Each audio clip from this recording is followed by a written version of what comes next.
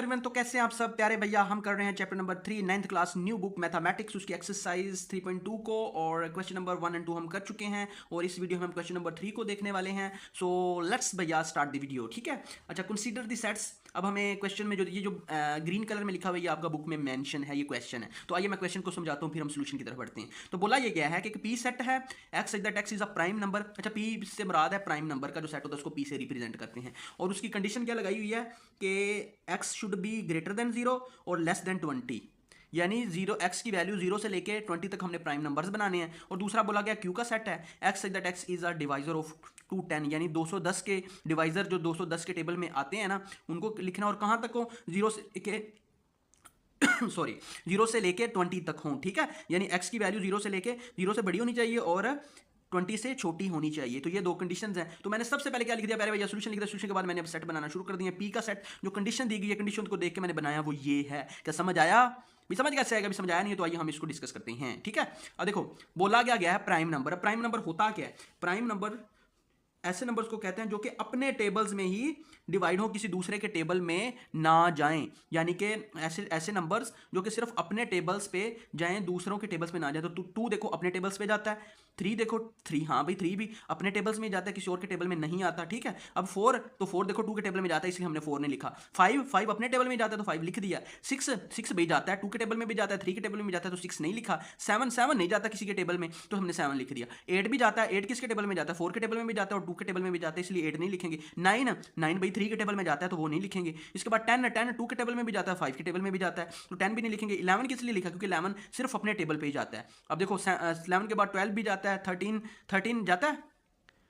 जरा सोचें, 13, तो 13 भी जो है ना, इसका आंसर 13 भी जो ना हमें ऐड करना चाहिए, देखा जाए तो, क्योंकि 13 भी अपने टेबल में ही जाता है, ठीक है। तो मैं इधर ऐड कर लूँ 13, ये देखिए 13, क्योंकि 13 भी अपने टेबल में जाता है। 11 के बाद क्या आ जाएगा? 13 के बाद 14 देख लो, 14 हाँ भी 7 के टेबल में जाता है। उसके बाद 15 भी जाता है, 16 भी जाता है, 17 नहीं जाता तो मैंने 17 ऐड कर लिया। उसके बाद ज़रा सोचें 19, तो 19 भी अपने टेबल में जाता है, किसी और के टेबल में नहीं जाता है। तो ये हमारे पास 19 के बाद मैं चाहूँ तो मैं बनाना चाहूँ तो आगे मजीद भी बना सकते हैं, लेकिन हमें कहा क्या गया है 20 तक, यानी x की वैल्यू शुड भी लेस देन 20 होनी चाहिए। तो हमने 20 यानी लेस देन 20 से छोटा क्या होता है 19, तो 90 तक हमने बना लिए हैं, ठीक है। इससे बड़े हमें बनाने की ज़रूरत नहीं है। वैसे तो 22 भी एक प्राइम नंबर है, इसके बाद आता तो 22 आता, क्योंकि हमें कंडीशन बोली गई है लेस देन 20, तो इसलिए हम क्या बोलेंगे 90 तक हमारा पी सेट बन जाएगा, ठीक है। तो ये हमारे पास क्या आगे एलिमेंट्स आ गए, ओके भैया।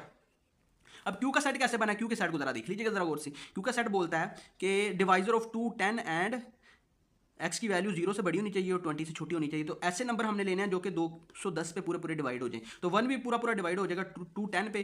210 को जब देखो ना, इसको मैं रफ अमल करने लगा, 210 को जब मैं 1 पे डिवाइड करूंगा तो क्या आएगा 210 ही आएगा। तो इसलिए पहला भी हो गया डिवाइड पूरा पूरा। 2 पे करेंगे तो क्या आएगा, 2 पे भी डिवाइड हो जाएगा। तो 2 पे डिवाइड करने से क्या आ जाएगा, 2 पे डिवाइड करने से हमारे पास 105 आ जाएगा। तो देखो पूरा पूरा डिवाइड हो गया, तो 2 भी आ जाएगा। उसके बाद थर्ड भी पूरा पूरा डिवाइड हो जाएगा, किसके टेबल पे होगा 70 के टेबल। 70 जो है ना, 70 को 3 पे मल्टीप्लाई करो तो 210 आता है, तो पूरा पूरा डिवाइड हो गया। 5 भी पूरा पूरा डिवाइड हो जाएगा, 6 भी पूरा पूरा डिवाइड हो जाएगा, 7 भी हो जाएगा, 10 भी हो जाएगा, 14 भी हो जाएगा, 15 भी हो जाएगा। इससे बड़ा लोगे ना तो वो उसकी वैल्यू बड़ी नहीं निकलेगी, यानी हमें चाहिए 20 से छोटे। 16 पूरा पूरा डिवाइड नहीं होगा, 17 पूरा पूरा डिवाइड नहीं होगा, 18 पूरा पूरा डिवाइड नहीं होगा, 18 19 पूरा पूरा डिवाइड नहीं होगा, 20 पूरा पूरा डिवाइड नहीं होगा, 21 पूरा पूरा डिवाइड होगा।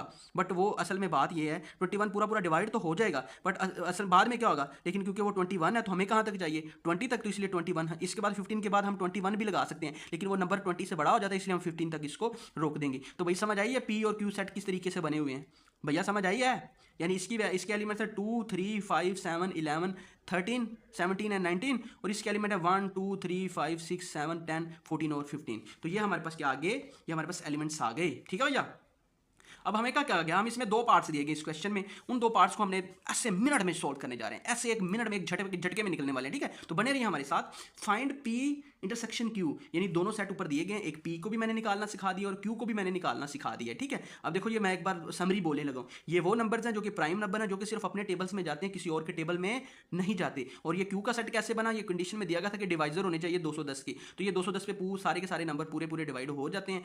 अब और बाकी जो है ना वो नहीं होते, तो इसलिए बाकियों को नहीं लिखा, जो होते हैं उन्हीं को लिखा है। 15 के बाद 22 भी आ सकता था, लेकिन क्योंकि वो 20 से बड़ा हो जाता तो इसलिए हम वो नहीं लिखेंगे, ठीक है। अब हमें क्वेश्चन में बोला गया फाइंड पी इंटरसेक्शन क्यू, तो पी इंटरसेक्शन क्यू किस तरीके से मालूम करेंगे, पी इंटरसेक्शन से मुराद है कि जो कॉमन होंगे वो हम लिख देंगे। अब पी को जरा गौर से देखो, इधर पी की वैल्यू आ जाएगी जो कि ऊपर दी गई है, ये देखो पी की वैल्यू ये सारी की सारी मैंने इधर ऐड कर दी, बट 11 के बाद 13 भी है, तो 13 क्योंकि मैंने ऊपर नहीं लिखा था तो मैंने इधर भी नहीं लिखा, तो मैं इधर लिख दूंगा 11 के बाद 13, उसके बाद 17 आएगा, तो 17 के बाद 19 आ जाएगा। और इधर क्या आ जाएगा क्यू, तो क्यू की वैल्यू मैंने ऐड कर दी जो कि ऊपर दी गई है, और सोल्यूशन मैंने लिख दिया पहले आपको बता दिया। और ये देखो इंटरसेक्शन का सिंबल है, तो बीच में मैंने इंटरसेक्शन का सिंबल डाल दिया, ठीक है।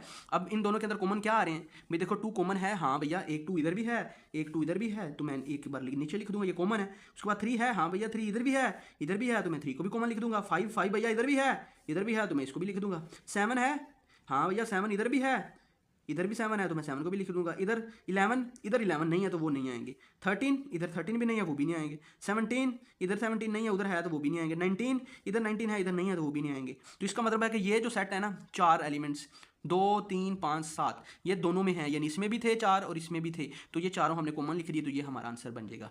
भैया ठीक है, समझ आई है। क्योंकि इंटरसेक्शन में हम क्या करते हैं, जो इस सेट के एलिमेंट्स हैं और जो इस सेट के एलिमेंट्स हैं और वो सेम है, उनको नीचे लिख लेते हैं, तो इसको बोलते हैं इंटरसेक्शन। इंटरसेक्शन से मुराद होता है जो दोनों सेट्स के अंदर एलिमेंट्स कॉमन है ना, उनको हम नीचे लिख लेंगे। तो ये 2 एक दोनों के अंदर था, 3 भी दोनों के अंदर था, 5 भी दोनों के अंदर था, 7 भी दोनों के अंदर था, तो ये हमने लिख लिया, ठीक है भैया।